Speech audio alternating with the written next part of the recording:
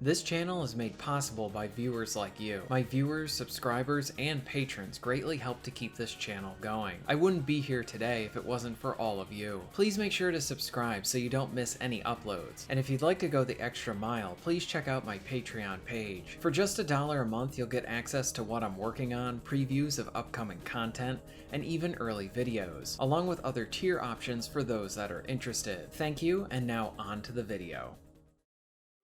The indie scene is where I tend to go if I want to find something new, whether that be something new and playing out a completely new original idea, or maybe it's just seeing if two pairings of different genres or mechanics end up gelling and working well together for something new too. But more often than not, I go to the indie space as a way to experience and live out new experiences from the past. What do I mean by this? Well, when a game developer manages to find something, and more importantly, when they find something that people are longing for, or wishing for, it can create this perfect blend of something new and something old. I know I'm not alone with some set of gamers that feel like things used to be better within the games industry years ago. For how things were made, how games were presented to us, the stories they were telling, the characters we were experiencing, and most importantly, the games we were playing. When big developers fail us now, indies have a great opportunity to swoop in and provide us with exactly what we want. For me, Songs of Conquest very much is a great example of this. While I haven't played everything that has come out this year, this is a title that stands tall as one that respects the past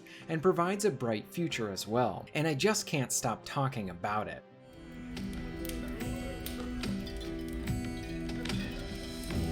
Foul corruption met Cecilia of Stoutheart. Risen debt created by some magic black art. Fought the fate, believed they'd been betrayed. The Baron say was on its way.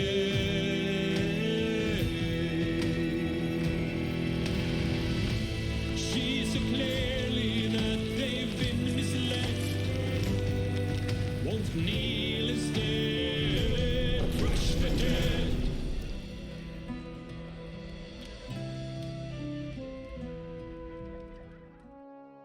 So what even is Songs of Conquest, and why do I keep trying to sell this game to people? For one, I keep trying to give this one attention, because when I see quality, I cannot help but talk about it, along with praising it in what it's able to accomplish. We often spend too much time on talking about what something has done wrong, or what it could do better, and not enough on what we find to actually be good, and to lift that up. And with this being an indie game, I feel compelled to do it even more. So Songs of Conquest essentially feels like the spiritual successor to Heroes of Might and Magic. And for those that have never played Heroes before, this will sound like a lot, and it is, and the game does a great job of providing all of these layers to the player without it feeling overwhelming. In Songs, you are building a town or settlement, using a hero or wielder in this title to grab resources, defeat monsters, level up, gather equipment, and even acquire additional towns and settlements. On top of this is a turn-based strategy combat system that can be easily clicked through with a quick battle, or you can take your chances with the manual encounters, really digging into those mechanics. Again, it sounds like a lot, but I think one thing that really helps with allowing the player to take it all in is how everything is pretty much done on a turn-based basis. There is urgency and intensity, but it all feels more on your own terms. If you want to take your time to really dig into each of the systems and mechanics, along with seeing how they interweave with each other, you can do that. The game does a really good job of providing tutorials through its campaign missions, but I even think doing a match against bots is a great way to learn as well. Because as I kept playing the game, I found myself continually learning something new each time I played a match. Victories, and especially losses, teach the player, and going back in to try something new is so much fun. The high fantasy look and setting adds to that enjoyment as well. To crush rebellions and push back another upstart. Lady Hammond claimed her settlements. Settling, we begin.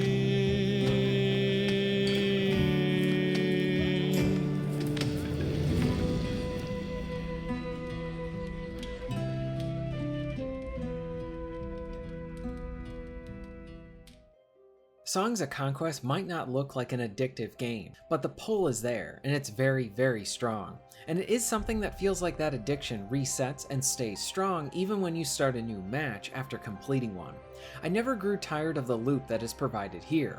Once you start up a game, whether offline with bots and friends, through Hot Seat, or through the various online options, there is that initial hunt to grab resources, level up your hero, and expand your town. Sometimes what you decide to do during your turn can honestly make the difference in having a more effective round than another. Should you opt to try and explore down, maybe there is a mine to grab down there, or interact with various tents that can give you free soldiers to allow you to defeat some enemies early on, to then expand your exploration along as well, allowing you more access to useful items. Each round has meaning and purpose, and learning how to best use what you have to your advantage, and that could mean also seeing that victory flag at the end of the match too. It sort of feels like a race in that way. Plus the addiction is furthered in that you have so many things to improve on and better for you. Experimentation is highly rewarded, and goes back to what I said, that you'll be learning whether through your victories or defeats. Playing with allies means you can have more possibilities along with ways to aid them, so that you can create a situation where you turn the tide because you are able to then help the entire team. I love this game.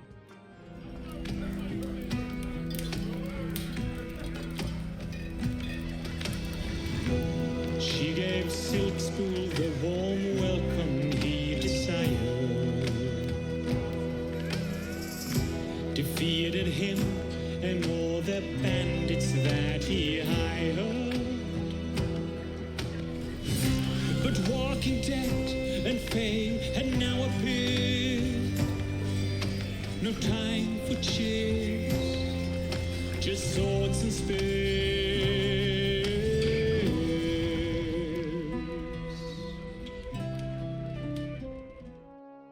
When I look at the indie space, I see so much potential, delivery, and quality, and even in its execution, so much so.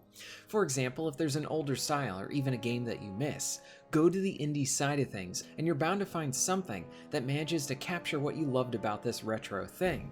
Or you'll probably find something that is currently being worked on to deliver on said thing to its audience at some point. If it's something niche, even better.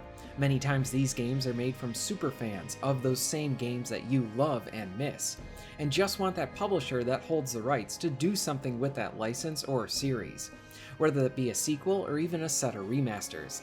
The very best of indies is where you see both the passion of a gamer and the talent of a developer sort of mix into this great fusion. You know when you've played something really good that nails a style that you were looking for, when you actually pick up the game and say, wow, they actually did it. This is where I circle back to the game I continue to try and highlight on my channel. Songs of Conquest is just a fantastic experience.